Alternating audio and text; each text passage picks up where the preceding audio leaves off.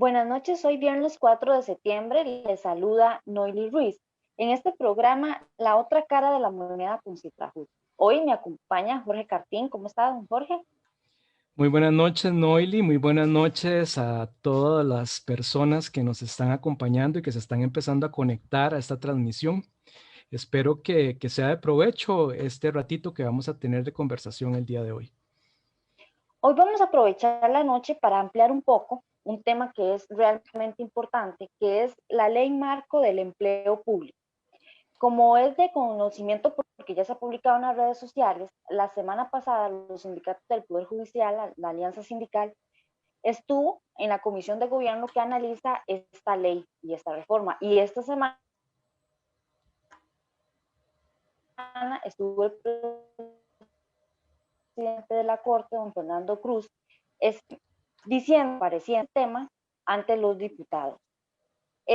Jorge, ¿cómo fue el ambiente que ustedes sintieron cuando la Alianza Sindical se presentó y definió los temas que más adelante los vamos a ir desarrollando?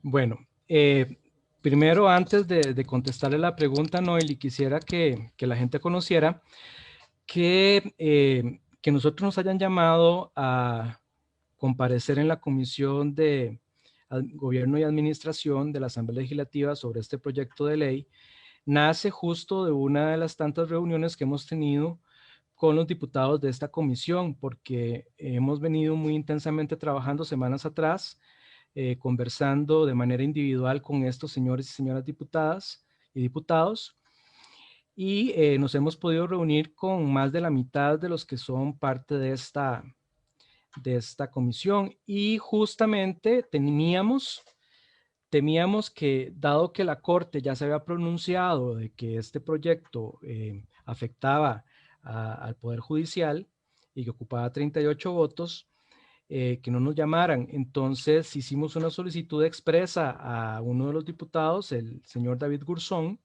y él al día siguiente presentó la moción para llamar a comparecer a la alianza sindical. Entonces nos llamaron como alianza a los 5 sindicatos y así fue como llegamos. Eh, el ambiente ya lo habíamos medido con antelación por medio de estas reuniones, ¿verdad? Existe mucha duda por parte de algunos diputados, hay algún desconocimiento de algunos aspectos, tales como que no sabían, por ejemplo, que prácticamente el Poder Judicial tiene ya implementado el salario único con la aplicación de la Ley de Fortalecimiento de las Finanzas Públicas, donde por una orden de la Contraloría se obliga al Poder Judicial a dejar de pagar los componentes salariales en forma porcentual y los tiene que pagar en forma nominal. Entonces, básicamente eso ya es tener un salario único. Y aspectos relevantes, ¿verdad? También que son de interés que ellos conozcan, por ejemplo, la complejidad de puestos que hay en el Poder Judicial, las diferentes clases, categorías, lo importante que es poder mantener la independencia, no tanto a nivel judicial de lo que es impartir justicia, como también como un poder de la República que se administre de manera independiente de las decisiones que tomen los demás poderes de la República también. Y el ambiente, ¿verdad? Pero como ustedes saben, en política, caras vemos, votos al final no sabemos, nos pasó en el pasado y seguirá pasando en el futuro. Pareciera que no hay muy buen ambiente porque genera mucha duda, ¿verdad? También hay que tener claro de que este proyecto nace de la iniciativa que tiene la OCDE, que gira líneas o que tira líneas de tendencia en lo que es en la administración, normas, digamos, de comportamiento en los distintos gobiernos de los países parte, y como Costa Rica recientemente entra a la OCDE, entonces tiene como obligación de normalizar de alguna manera o estandarizar el tema del asunto del empleo público, y no necesariamente desde un punto de vista presupuestario. En eso coincido plenamente con la declaración que hizo don Fernando Cruz hace unos días en esta misma comisión, sino que es más que todo en lo que es la organización, en lo que es disminuir, digamos, homogenizar el empleo público a nivel de puestos, ¿verdad? Porque al fin y al cabo, pasar a todo el mundo a un salario único es un proceso realmente costoso y dudo realmente de que los datos que da la ministra de Planificación del ahorro posible vayan a ser tal cual como ellos lo dicen, porque el ahorro se vería a 20 años adelante, ¿verdad? O sea, no llegaría a resolver nada en este momento desde el punto de vista de lo que nos tienen en discusión por muchos proyectos para mejorar la cuestión fiscal del país.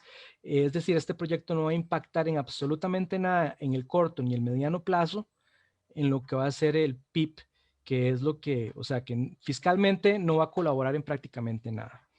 Entonces, el ambiente en general lo veo normal desde el punto de vista de lo que es la política, tal vez un poquito más optimista por la llegada de la campaña política, ¿verdad? Cambian las posturas porque viene la cacería de votos, pero si fuera, por decidirlo en este momento, ese proyecto puede ser que sea o modificado para sacar de él al Poder Judicial y sacar a las otras instituciones autónomas como las universidades y municipalidades para que el tema entre nada más a la estructura del gobierno central, o tiene una fuerte tendencia a terminar siendo archivado, ¿verdad? Eso es lo que percibo en este momento. Sin embargo, no podemos quedarnos de brazos cruzados sin seguir trabajando para que eso sea una realidad próximamente.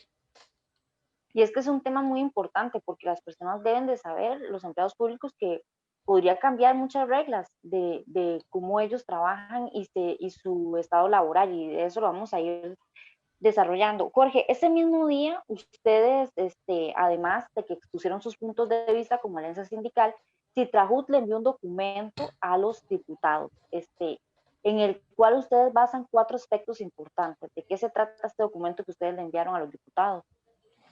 Bueno, nosotros a los diputados de esta comisión les hicimos llegar un documento donde nosotros hacemos nuestras observaciones, ¿verdad? Como sindicato. Y también los demás sindicatos de la Alianza Sindical hicieron llegar los suyos. Es decir, todos hicimos una colaboración porque al final coincidimos en macro, pero también hay observaciones más técnicas y específicas dentro del área de cada quien, ¿verdad? Sindijut muy enfocado en la parte jurisdiccional, nosotros ya en la parte más general porque somos más amplios, ¿verdad? Etcétera, en ese sentido. Y sí, hablamos de algunos puntos. Tal vez voy a compartir acá mi pantalla porque aquí les tengo para mostrarles qué fue básicamente lo que nosotros pudimos ir a trabajar ahí. Vamos a ver, vamos a hacerla grande. No sé si la ves ahí, Noily. Correcto. Ajá. Perfecto, entonces se ve perfectamente. Bueno, nosotros fuimos a hablar sobre esta ley, ¿verdad? Es la 21.336. Y básicamente, ¿qué fue lo que nosotros fuimos a plantear ahí? Bueno, generalidades de esta ley. Bueno, esta ley tiene claramente una incidencia en lo que es la organización y estructura de los poderes de la República, no solamente el Poder Judicial, sino también en la Asamblea Legislativa. Por lo tanto, desde el punto de vista de la intervención y de la independencia que tienen que tener los poderes de la República dentro de una democracia, es bastante peligroso este proyecto, ¿verdad? Porque se mete en la administración propiamente, que obviamente esta administración va a verse enfocada mucho en quién se selecciona para poder impartir justicia, para poder llevar las investigaciones, etcétera. Y aquí nuevamente hago un asocie con una posición de don Fernando Cruz, que es coincidente con la de nosotros, que se puede abrir el riesgo, ¿verdad?, de que importantes investigaciones de corrupción política dentro del Poder Ejecutivo e incluso la misma Asamblea Legislativa, ¿verdad?, que tengan que ver con políticos, con personalidades políticas de este país, se puedan ver influenciadas desde el Mideplan porque ellos van a poner las reglas de quién contratan y quiénes no contratan, ¿verdad? Entonces eso es muy peligroso para la democracia en sí. Esto viene dentro de lo que son las megapotestades que le dan a Mideplan. Mideplan pasa a ser prácticamente el amo y señor del Estado. Y eso no puede ser, por ejemplo, que un ministerio que es de rango inferior a un poder de la República, a una universidad, a una municipalidad, sea la que vaya a dictar prácticamente toda la política de empleo salarial, de ascensos, de régimen disciplinario, etcétera. Entonces, eso es sumamente peligroso.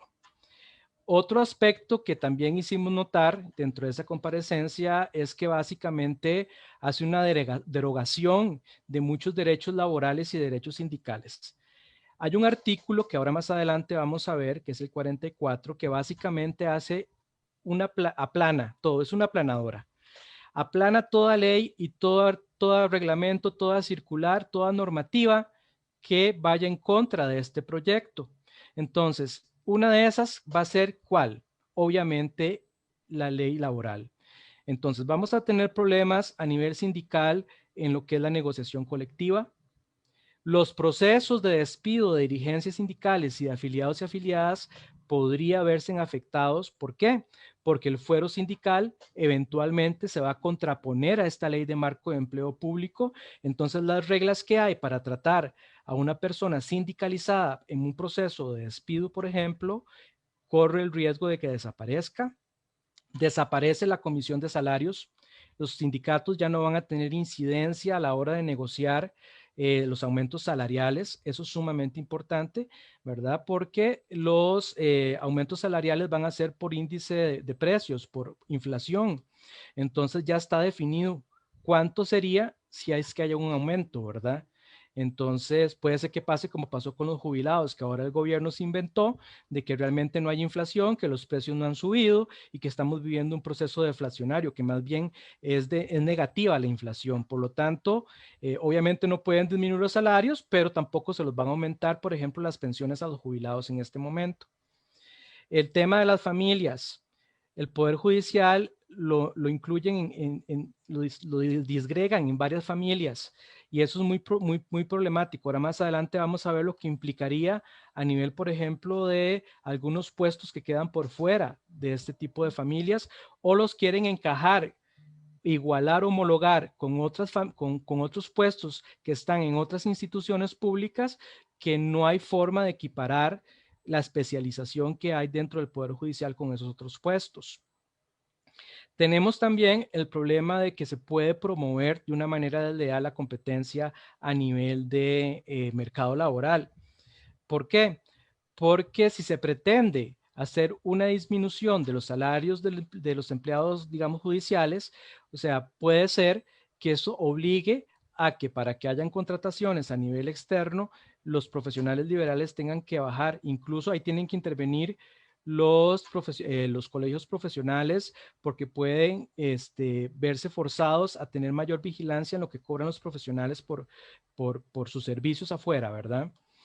Y bueno, el tema de la ideología de la OCDE, ¿verdad? Yo les decía que esto es un tema que es impuesto, ¿verdad? Porque nosotros queremos pertenecer, o ya más bien desde el gobierno de Laura Chinchilla, nos metieron en esta cuestión de la OCDE y ahora ya estamos admitidos y ahora somos un país pobre dentro de un grupo de países ricos.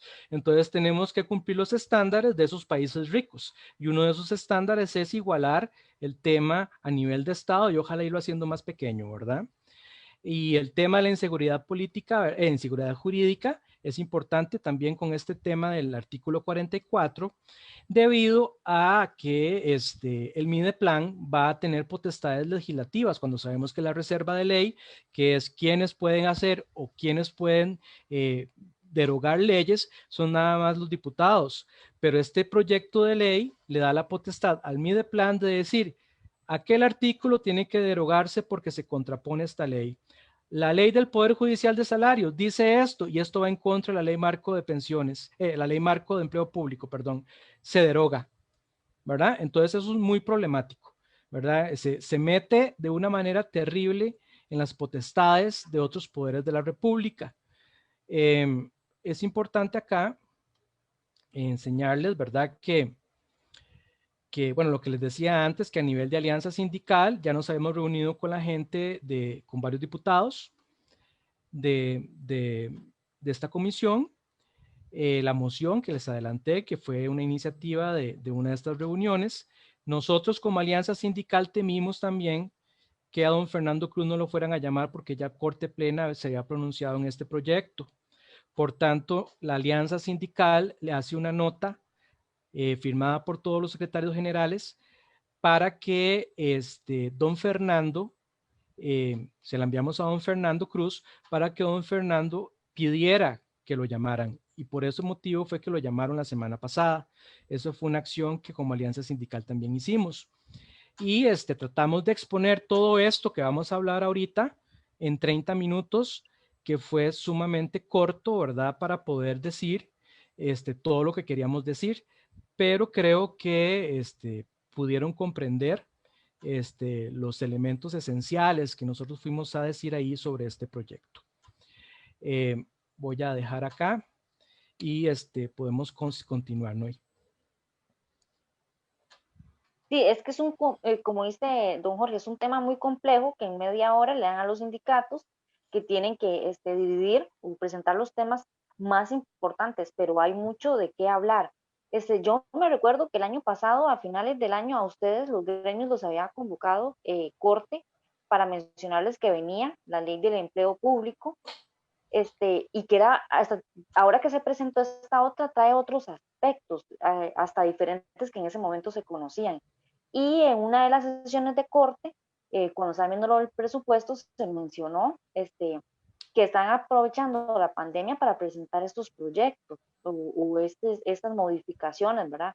Porque ya anteriormente habíamos hablado en un programa sobre los cambios. Entonces, esto sí es importante que las personas les den seguimiento, que vean lo que están haciendo los sindicatos y qué los podría afectar, porque es que eso es, o sea, eso es lo importante, las personas ver en qué me va a afectar a mí en lo laboral. Por ejemplo, este, ya don Fernando lo decía y lo mencionó mucho, Mideplan. ¿Por qué afecta la independencia judicial? ¿Por qué se le está dando poder a ellos?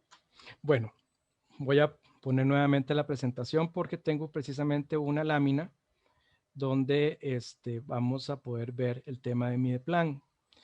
Bueno, el tema de Mideplan,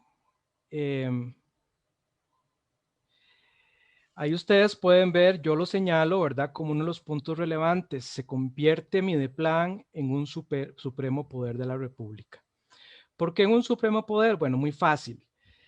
Mideplan va a tener potestades de dictar la política de empleo público en general. ¿Eso qué significa? Bueno, primeramente que la Dirección de Gestión Humana del Poder Judicial prácticamente pasa a ser una dependencia del Ministerio de Planificación.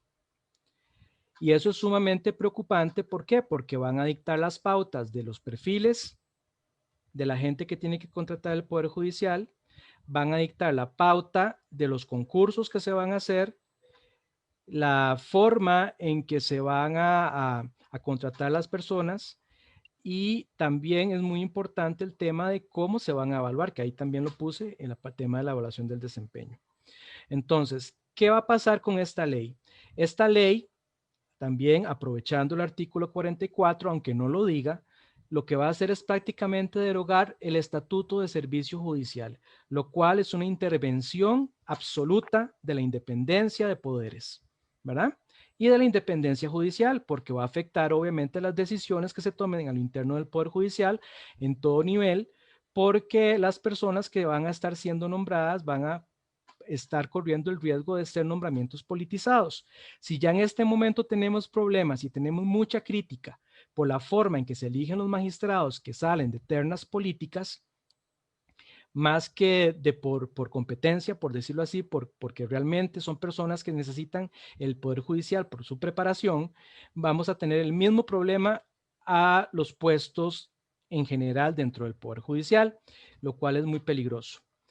El otro aspecto importante que hay que resaltar acá es que, bueno, no sé si lo tendrán pensado o no, pero en el tema de lo que es la capacitación dentro del Poder Judicial, también va a ser una de las facultades que tiene el Ministerio de Planificación.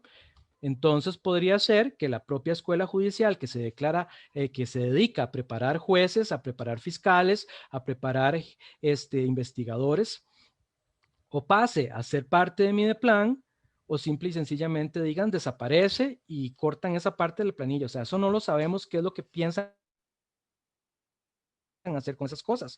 Pero todo lo que tiene que ver con la capacitación y formación, necesidades de formación, cursos y demás, va a ser algo de potestad que tiene que salir de Mideplan, de las políticas de empleo público de Mideplan.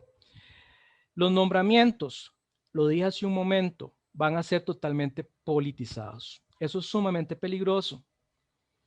Y a nivel de interinos más que todo.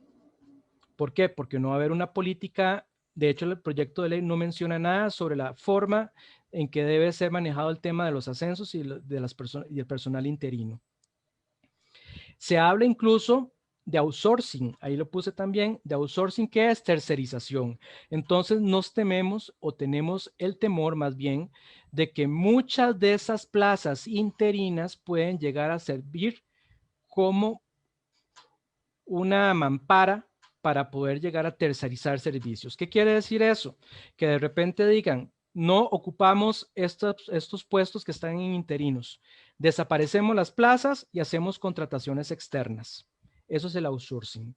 Eso es un riesgo que corre el Poder Judicial al salir de su poder la política de contratación y la política de generar, digamos, las políticas de empleo a lo interno del Poder Judicial. Ahí puse un juego de ajedrez con el PAC, Liberación y la Unidad. Eso lo puse ahí porque quisiera recordar, y es un aspecto de vivencia personal, yo recuerdo en el pasado que estos partidos, principalmente la Unidad y Liberación, se aprovechaban de los maestros interinos. ¿Cómo se aprovechaban de ellos? Los obligaban prácticamente a trabajar de sol a sol en las campañas políticas con la promesa de llegar a obtener una propiedad. ¿Y por qué pasa eso? Porque los nombramientos en el MEP pueden ser influidos de manera política por el que esté de ministro de turno, por el que esté el director regional de turno, que es un puesto político que cambia cada 4 años con las elecciones, y eso es algo que podría ser un riesgo dentro de los poderes de la República, como el Poder Judicial, a la hora de pasarle a Mideplan las potestades de nombrar personal. La evaluación del desempeño, bueno, ya lo estamos viviendo. La ley de fortalecimiento de las finanzas públicas nos pone la obligación de evaluar el desempeño con la finalidad de poder optar por la anualidad. Ahora esta evaluación del desempeño va a ser, esta ley se le da más a Mideplan. Entonces Mideplan, desde la óptica política de ellos, van a poder decidir y evaluar el trabajo de cada uno de los funcionarios del Poder Judicial. Ahí les puse también el tema que ya se los había mencionado, que es este de acá, que desaparece completamente la intervención tripartita en la negociación salarial. Va a terminar siendo una cuestión unilateral del gobierno de la República por parte de Mideplan decidir si aumentan o no aumentan los salarios. Y ya sabemos, ¿verdad?, que si por el gobierno fuera, ya lo tenemos congelado, ¿verdad? Quién sabe por cuántos años más será congelado. Y es muy importante el tema de los interinos. Eso me preocupa mucho porque en la ley no habla nada de los interinos.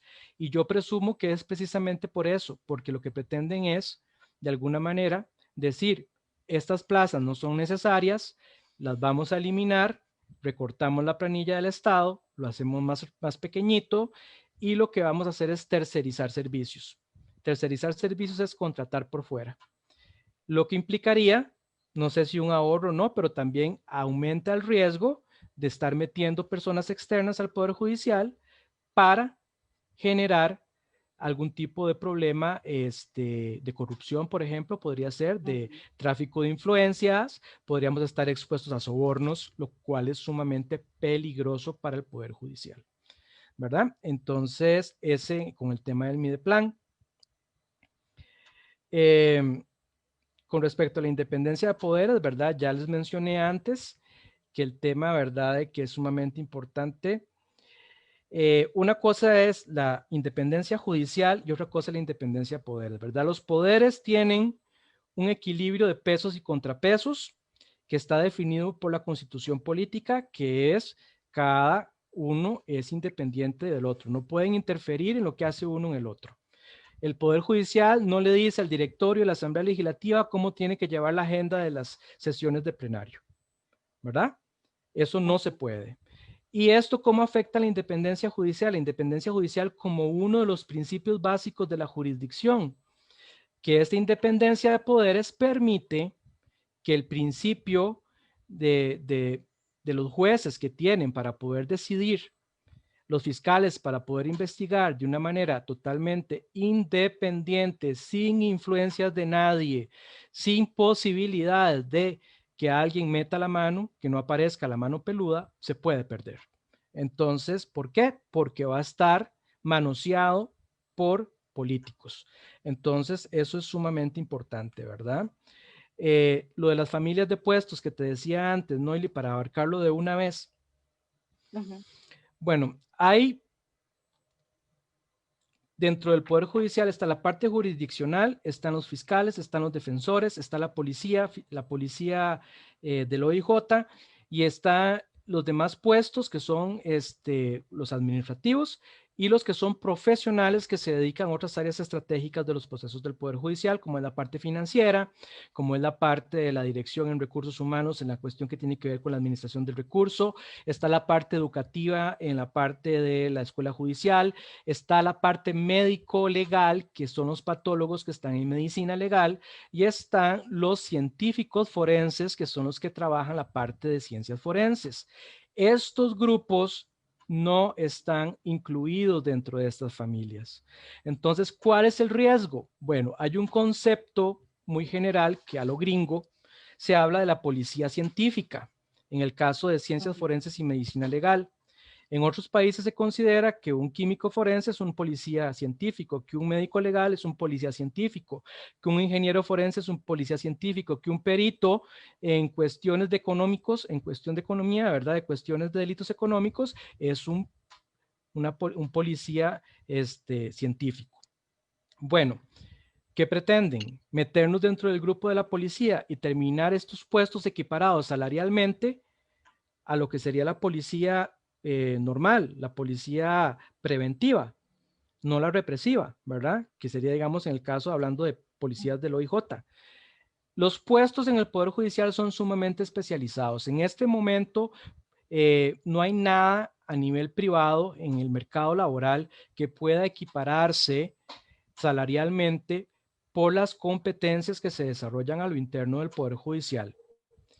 Un químico en el mercado laboral no tiene competencia para ser químico forense, por ejemplo. Un ingeniero afuera en el mercado laboral privado no tiene las competencias para poder llegar a ser ingeniero forense. Todas estas competencias se adquieren a lo interno del Poder Judicial con capacitación, con formación, con experiencia. Y esto es una desventaja, por ejemplo, digamos, a la hora de poder llegar, la gente de afuera poder entrar al Poder Judicial. No es cualquiera el que entra al Poder Judicial. Tiene que tener ciertas condiciones y ciertas características. La carrera en sí, por ejemplo, en cuestiones forenses no existe dentro del Poder, dentro del currículum o la malla curricular de las universidades de este país. Entonces sería, vea qué problemático. Sería eso. ¿Qué pasaría? Fuga de cerebros. Un químico con la responsabilidad que tiene dentro del Poder Judicial de hacer pericias a nivel forense, no es posible de que pueda lograrse de alguna manera pasarse a nivel privado con las mismas competencias, ¿verdad? Tenemos ahí diferencias importantes que tienen que reconocerse a nivel salarial. Entonces, sería importante tener en cuenta todas esas cosas, ¿verdad?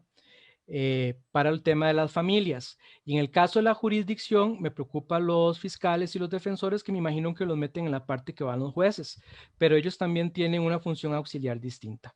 Entonces ahí hay que tener ese cuidado. Muy bien. Noely, deme un segundito porque tengo que hacer una cuestión acá que me están pidiendo que ayude.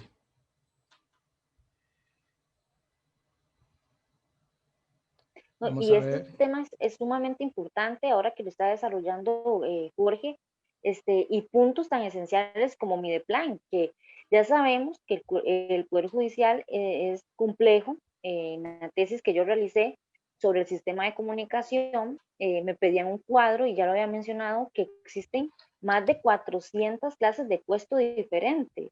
Entonces vea lo complejo del Poder Judicial, que está la OIJ, que está la Defensa Pública, que está la Judicatura, y como un ente que no va a conocer cómo se selecciona un juez o cómo puede llegar una persona del OIJ capacitada. Entonces, como dice Jorge, este es un tema que hay que seguirlo y ojalá que los diputados en verdad lo analicen.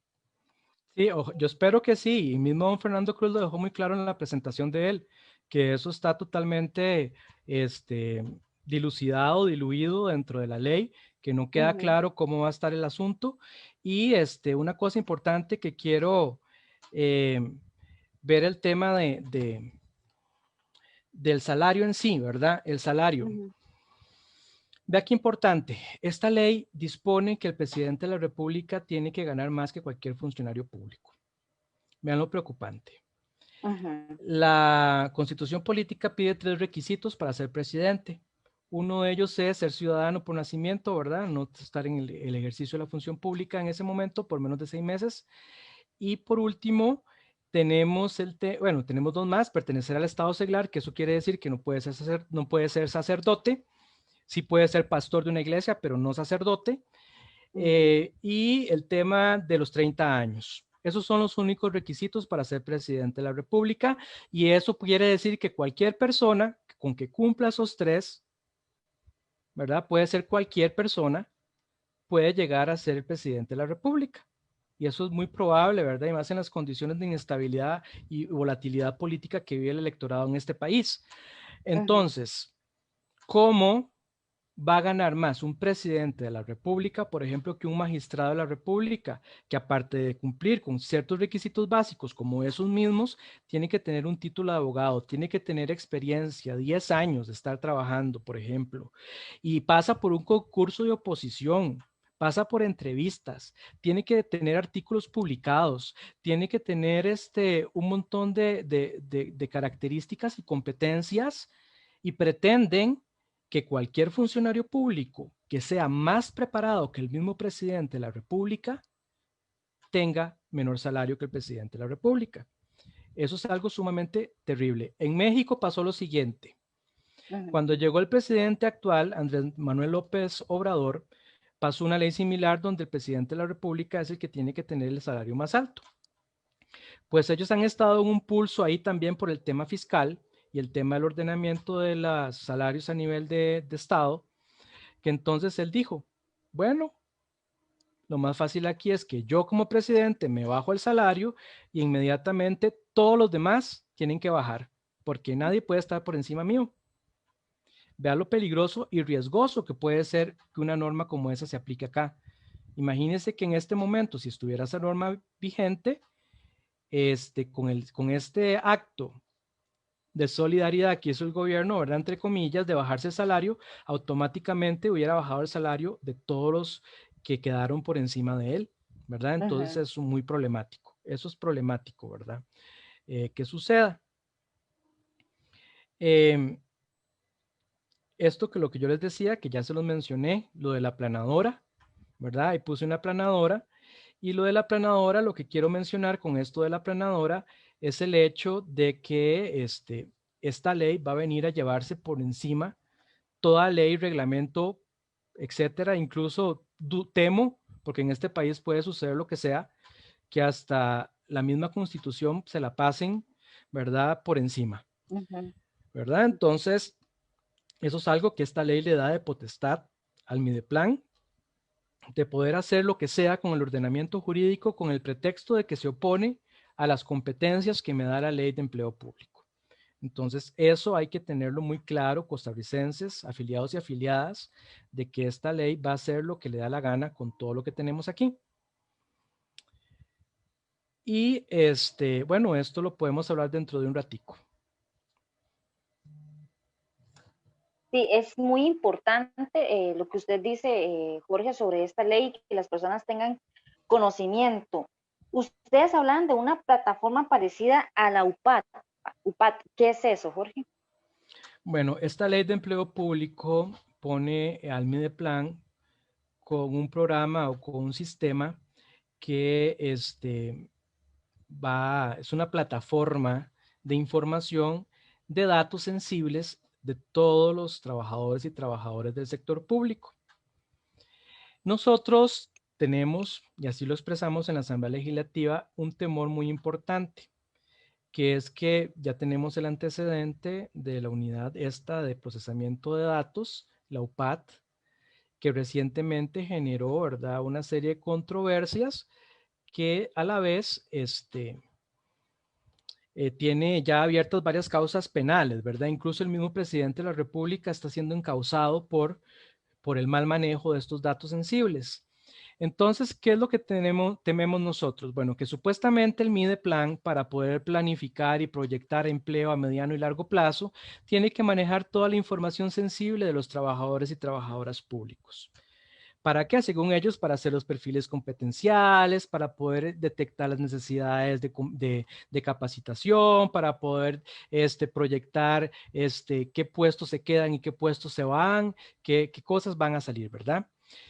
Ver si hay necesidad de crecimiento o necesidad de recortar planilla, etcétera, ¿verdad? Entonces ahí les pongo que mucho ojo.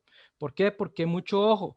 Porque esta información en manos de un ministerio que es completamente político, no sabemos quién puede llegar a ser ministro de planificación, qué puede llegar a hacer con esta información. Podría ser que logren detectar, por ejemplo, ciertas personas y empezar una persecución. Podrían eventualmente detectar con esa información que tienen qué jueces tienen ciertos casos, ¿verdad? O qué investigadores tienen ciertos líneas de investigación por ahí. Entonces, eso es muy preocupante, ¿verdad? Nosotros creemos que este sistemita que está planeando Mideplan es el golazo que nos quieren meter para a la fuerza meter la UPAD, ¿verdad? Que ha sido tan cuestionada en estos últimos meses por el tema del manejo sensible de la información de los costarricenses. Eso es muy preocupante. Jorge, ya usted mencionaba la afectación sindical que va a tener. Entonces, si lo podemos ampliar un poquito más, ¿cómo se afectan los derechos laborales y sindicales con esta ley? Que es súper peligroso porque quitaría, como usted mencionaba, los sindicatos de poder estar ahí presente cuando se discuten derechos laborales que tocan a la población. Bueno, ustedes saben, ¿verdad? Que este gobierno del PAC, básicamente, junto con otras fuerzas políticas tradicionales, han tenido una clara misión de diezmar el movimiento sindical en este país, de muchas maneras, ¿verdad? Y a nivel legal lo lograron con la reforma en el Código Procesal Laboral, con el tema de la prohibición a huelgas, que prácticamente dejaron casi que todos los servicios públicos como esenciales, prohibieron la huelga política, o sea, no podemos protestar en contra de ningún proyecto de ley que nos afecte a nosotros por más de 48 horas, ¿verdad? Entonces, ¿qué fuerza se le puede hacer, digamos, o qué presión se le puede hacer a los diputados para que no aprueben una ley que nos vaya a afectar si ellos saben que en 48 horas tiene que terminar, ¿verdad? O sea, ya ahí perdimos muchísimo. Sin embargo, no contentos con eso, ¿verdad? Pretenden seguir mancillando el derecho laboral, los derechos sindicales y que están establecidos en la Constitución, que están establecidos en el Código de Trabajo y que también están en los convenios internacionales que el país ha firmado con la OIT. Entonces, ¿qué básicamente podemos hablar acá? Voy nuevamente a compartir la pantalla. Bueno, primeramente, esto que ustedes ven acá, que es la estabilidad laboral, ese es un principio básico y fundamental que da el empleo público. El empleo público persigue que la persona en un puesto, cuando entra en la propiedad, perdure ahí hasta que acabe su vida laboral. Ese es el principio de estabilidad. Este principio desaparece de esta ley marco. Estaba en la propuesta anterior y en esta desaparece. Entonces, ¿qué nos da a entender eso? Que ese principio de estabilidad laboral que se ha manejado a nivel del marco legal laboral costarricense lo quieren desaparecer, ¿verdad?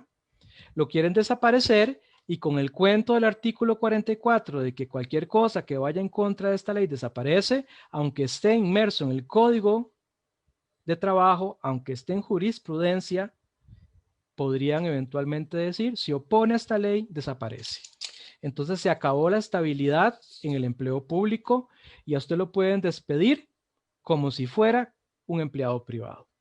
De hecho, esta misma ley propone que si usted tiene 2 evaluaciones del desempeño menores de 7 consecutivas, inmediatamente va para afuera sin derecho a un proceso de despido como actualmente se hace, ¿verdad? Sin derecho a nada, simple y sencillamente adiós. Ve qué grave, es sumamente grave y eso es lo que quiero reflejar con este figurita de acá. La ley de empleo público propone o establece el despido por evaluación del desempeño inmediato, sin tomar en cuenta particularidades que pudieron haber incidido en ese resultado, personales, familiares, incluso pueden, desde la misma oficina, conociendo la forma en que trabajan algunas jefaturas, ser impulsado con cargas de trabajo excesivas, bueno, con cuestiones de tipo de acoso y demás que ya hemos conocido. La negociación colectiva tiende a desaparecer. ¿Por qué tiende a desaparecer? Porque el convenio colectivo es una negociación que se da entre los trabajadores y el patrono y lo que salga de ese convenio tiene carácter de ley. Y, generalmente lo que se negocia en una cuestión colectiva son algunos beneficios para la clase trabajadora. Qué sé yo, unos días más de vacaciones, bueno, cuestiones de ese tipo. Son cuestiones así, que benefician al colectivo, en este caso digamos que el colectivo judicial. Nosotros no tenemos convenio colectivo todavía, el Poder Judicial no lo tiene, no lo goza. Pero perderíamos esa posibilidad porque cualquier cosa que se negocie dentro de una convención colectiva que Mideplan se le ocurra decir se contrapone a la ley marco de empleo público, desaparece. Queda nulo, porque lo deroga. Esta ley tiene la potestad de derogar cualquier ley que se vaya en contra de ella. El tema de las vacaciones, ¿por qué lo puse ahí? Bueno, porque va a reformar el sistema de vacaciones. No va a permitir que nadie tenga más de 20 días de vacaciones. Y entonces, ¿qué quiere decir? Que todo lo que se contravenga desaparece. Y a pesar de que la misma ley dice que solo aplica para la gente nueva, ojo, lo mismo dijeron de la Ley de Fortalecimiento de las Finanzas Públicas. El principio de irretroactividad de la ley se debería aplicar solo cuando la ley favorece de aquí para atrás. Pero si de aquí para atrás va a desfavorecer, no se debe aplicar. Y en el Poder Judicial obligaron a aplicar la Ley de Fortalecimiento de las Finanzas Públicas, tanto para personal nuevo como para personal de antigüedad. Por lo tanto, no es ninguna garantía que aunque la ley diga que aplica solamente para personas nuevas, no vayan a desaparecer, por ejemplo, los planes de vacaciones que tenemos en este momento en el Poder Judicial. ¿Por qué? Porque se contrapone a lo que dice la ley. Entonces, la ley tiene la potestad de derogar todo aquello que vaya en contra. Vean lo peligroso. Otra cosa que va a ser muy sensible es que en este momento, por ejemplo, existe un permiso para las personas vayan a cuidar a sus personas enfermas, a sus familiares enfermos. En este momento es un permiso que se otorga para que la persona trabajadora se dedique a cuidar a su familiar enfermo por un periodo, ¿verdad? Tiene sus condiciones, características y requisitos para que se dé. Sin embargo, en esta ley se reduce ese permiso a una obligación del trabajador de cuidar su familiar enfermo y tener que trabajar 3/4 de tiempo. Entonces va a tener la preocupación de su familiar enfermo y va a tener la preocupación por cumplir con sus trabajos. ¿Puede influir en su evaluación del desempeño? Claro que puede influir. ¿Quién va a estar a gusto trabajando sabiendo que tiene que estar también al tanto de una persona familiar que está enferma o que tiene que tener algún cuidado especial? Entonces, ojo, desaparece eso que tenemos hoy en día de poder dar tiempo de calidad a las personas que están enfermas en nuestras familias, ¿verdad? Y otra vez el tractor ahí porque va a arrollar con muchos de los derechos laborales, con muchos de los derechos sindicales adquiridos, le va a pasar por encima el Código de Trabajo, a todo lo que se le ponga enfrente y vaya en contra de esta ley. Correcto, hay que tener cuidado con eso. Jorge, ya para ir concluyendo, un tema tan amplio que aquí nos podríamos durar más, si ustedes en verdad lo hicieron bien resumiéndolo en 30 minutos cuando lo expusieron delante de los diputados, toquemos un tema que es muy importante, que es los nombramientos dentro del Poder Judicial. ¿Qué impacto va a tener esta ley? Bueno, como les decía antes, el problema más grave es que los perfiles competenciales van a salir de una directriz o de una planificación del Mideplan, las necesidades de capacitación también. Los concursos van a salir de Mideplan. Entonces, el problema más grave es el artículo 44, que da una inseguridad jurídica inmensa, muy grande para los trabajadores judiciales. ¿Por qué les digo esto? Nuevamente les voy a compartir para que vean gráficamente de qué les estoy hablando. Si bien es cierto, la ley no dice que deroga el Estatuto de Servicio Judicial y la Ley de Salarios del Poder Judicial, la misma dirección jurídica en un informe del Poder Judicial, la dirección jurídica, dice que inmediatamente esta ley va a derogar los artículos 5, 8, 10, 14, 62 y 64 de la Ley del Estatuto Judicial, la 2, 3, 4, 7 y 12 de la Ley de Salarios del Poder Judicial.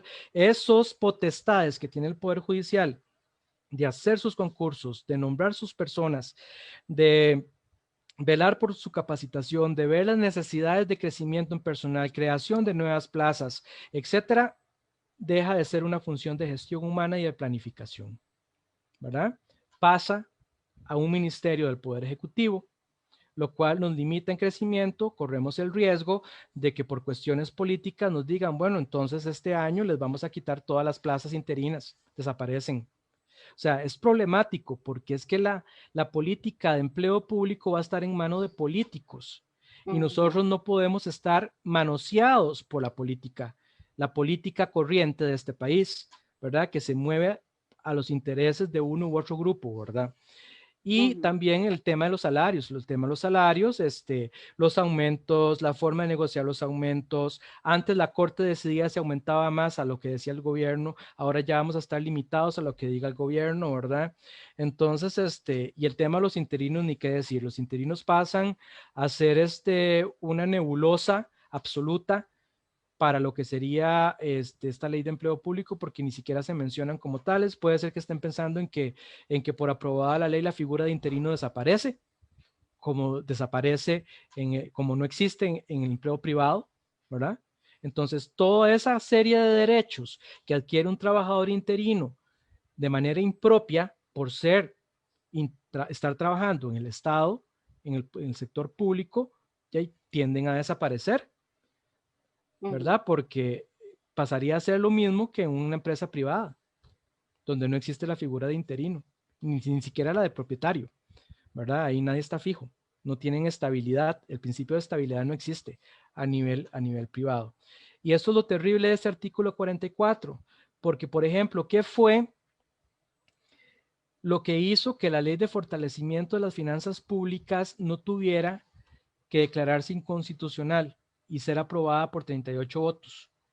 Porque la ley de finanzas públicas tuvo menos de 38 votos. Entonces, ¿qué hizo la sala cuarta, la sala constitucional, para que no se cayera el combo fiscal?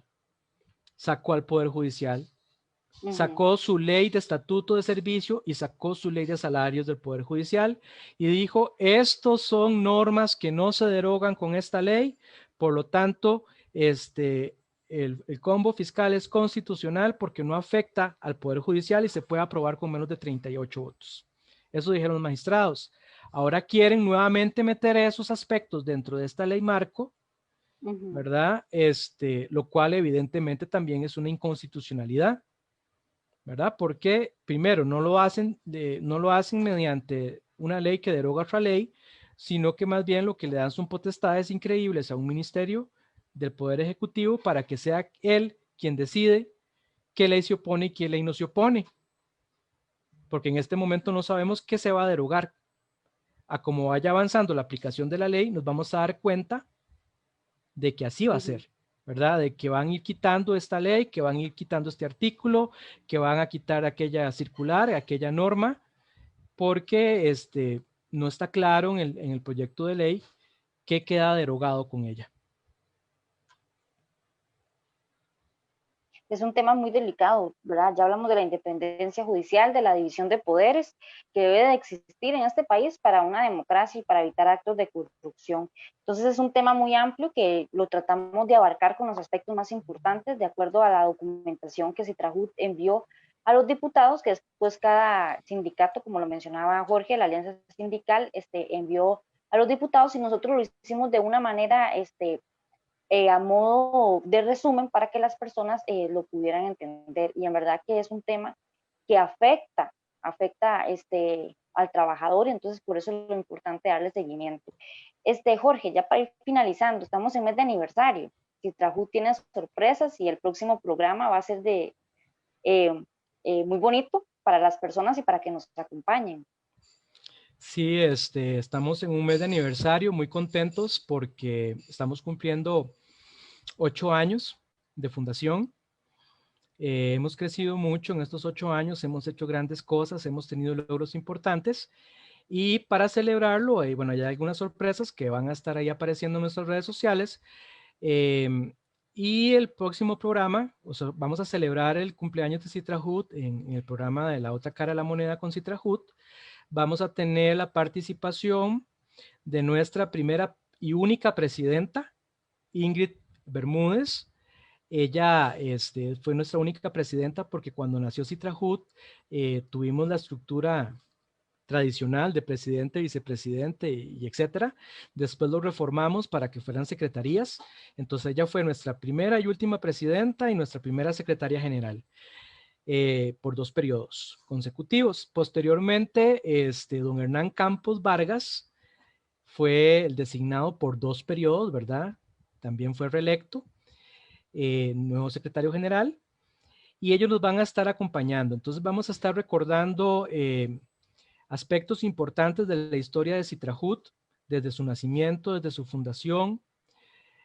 Vamos a hablar del primer periodo de Ingrid, del segundo periodo de Ingrid, de los retos que ella tuvo como secretaria general y presidenta y de cómo se fue gestando el crecimiento del sindicato en esos primeros años que le correspondieron a ella. Después, la parte de don Hernán, que fue muy dura, muy dura, tanto como al inicio, porque nos tocó enfrentar la primera huelga grande del Poder Judicial, donde Citrajut tuvo un importante protagonismo dentro de la conformación del frente gremial, de la presentación del proyecto, etcétera. Todo eso lo vamos a repasar. Y es un encuentro, ¿verdad?, de la historia. Y vamos a estar conversando con ellos dos de todo el crecimiento que hemos tenido, de las, también, digámoslo así, de las decepciones que hemos encontrado, de las fuertes oposiciones que hemos tenido como gremio dentro del Poder Judicial en las jerarquías, etcétera, ¿verdad? De cómo se hemos ido desarrollándonos. Entonces, la idea es que quede un programa grabado, ¿verdad? Para empezar a ir transcribiendo la historia del sindicato, que no se pierda en el futuro, porque la verdad es que somos niños todavía a nivel sindical, no hemos entrado a la adolescencia, aunque hay algunos líderes sindicales amigos que dicen que somos ya unos adolescentes precoces porque ya somos un sindicato que no anda ahí de por favor, sino que ya somos sindicato de que llega y se planta y golpea la mesa y que tenemos bastante reconocimiento a lo externo del Poder Judicial.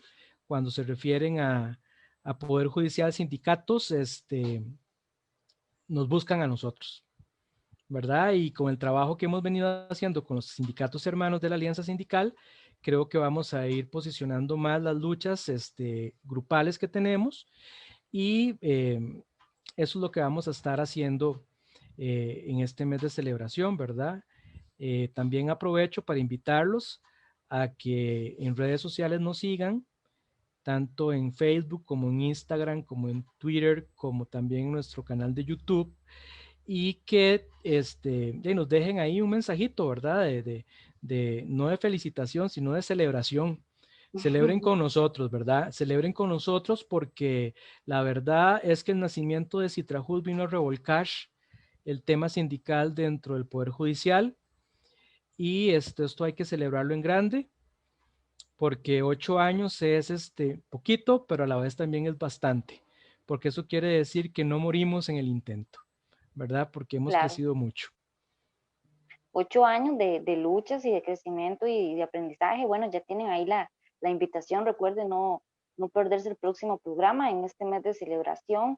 Algo que mencionaba Jorge, súper importante, síganos en las redes sociales, es el medio que tenemos para acercarnos a ustedes, para informarlos de lo que hacemos los sindicatos del Poder Judicial, de las luchas que hace Trajud. Es esa forma de que tenemos de estar junto a usted.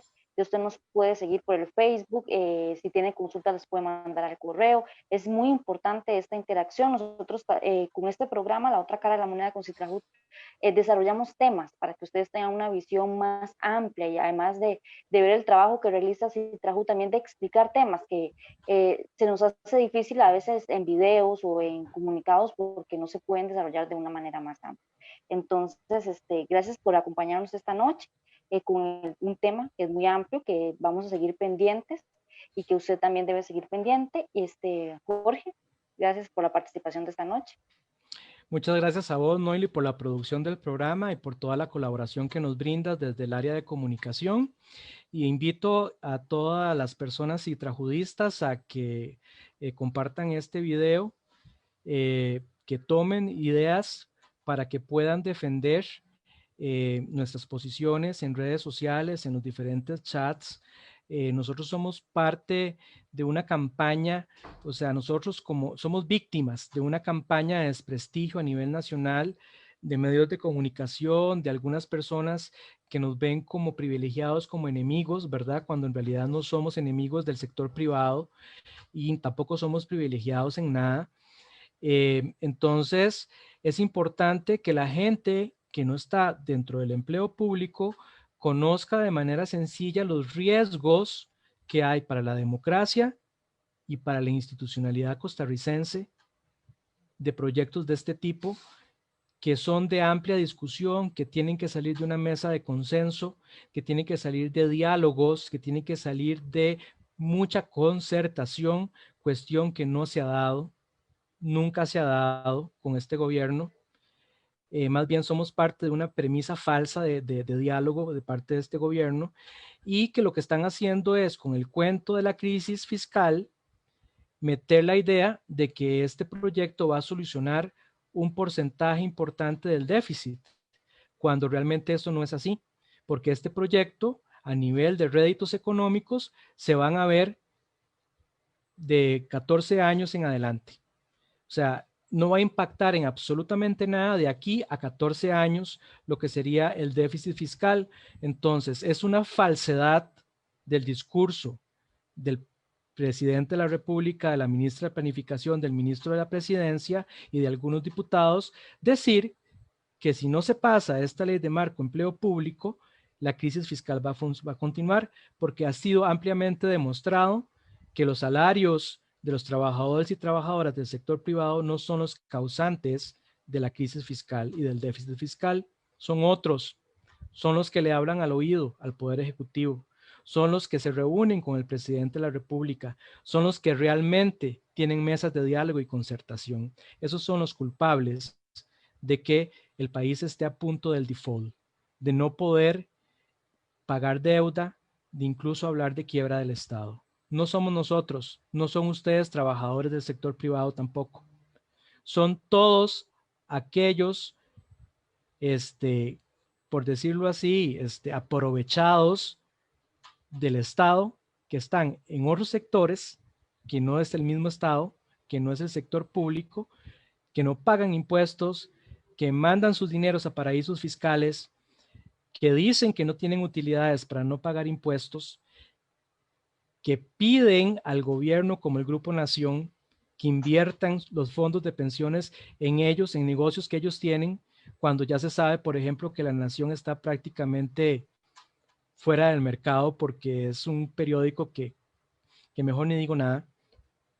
El tema es que hay que estar alertas y tenemos que este discurso trasladarlo a las demás personas. Entonces, les dejo ese mensaje, esa inquietud, compartan nuestras publicaciones, por favor, en todas sus redes sociales, con sus familiares, con sus amigos, con sus amigas, con sus compañeros. Importante aún, más importante aún, afíliese a Citrajut o a alguno de los sindicatos hermanos. Es importante la sindicalización y en eso también estamos muy bajos en global en el Poder Judicial. Es importantísimo pertenecer a un gremio sindical. No tanto una asociación, sino a un gremio sindical que realmente va a darle réditos y algunos privilegios, digámoslo así, a nivel de fuero sindical y a nivel de lo que sería la representación que tendría el sindicato en sí a los problemas y luchas colectivas que vengan de aquí adelante, que van a ser pan nuestro casi que de cada día. Entonces les dejo la inquietud y con esto concluimos. Para no hacer más largo, esta vez se nos pasó, duramos 1 hora, Noily, pero la verdad es que el tema lo ameritaba, ¿verdad? Y muy buenas noches a todos y compartan este video, va a quedar ahí en el Facebook para que más personas lo lleguen a ver. Buenas Correcto, un noches, Noely. tema, buenas noches.